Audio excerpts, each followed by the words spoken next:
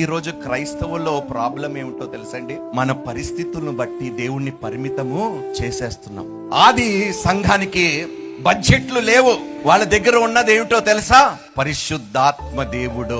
ఈ రోజు మీ అందరికి ఇదే మాట చెప్తున్నాడు, నా దగ్గర ఏమీ లేదు, నీ దగ్గర ధైర్యం ఉంటే, నీ దగ్గర సమర్పణ ఉంటే, నీ దగ్గర పరిశుద్ధాత్మ దేవుని యొక్క అభిషేకం ఉంటే, ఆ అభిషేకము ప్రతి అపవాది కాడిని కొట్టివేస్తాది అంట. మన కళ్ళకి కనిపించే కొదువ అసలు కొదువ కానే కాదు, కానీ బైబిల్ పరంగా మన బ్రతుకుల్లో చాలా కొదువ ఉన్నది. అమ్మా, మనకి కావాల్సింది ఏమిటో తెలుసా? ధైర్యము.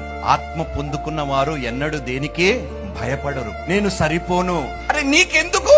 పంపించువాడు, ఏర్పరచుకున్నవాడు ఎవరు?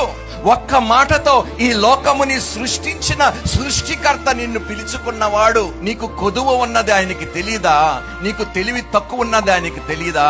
అందుకనే అంటున్నాడు దేవుడు, నేను నిన్ను పిలుచుకున్నాను, నేను నిన్ను ఎన్నడూ విడవను, ఎడబాయను.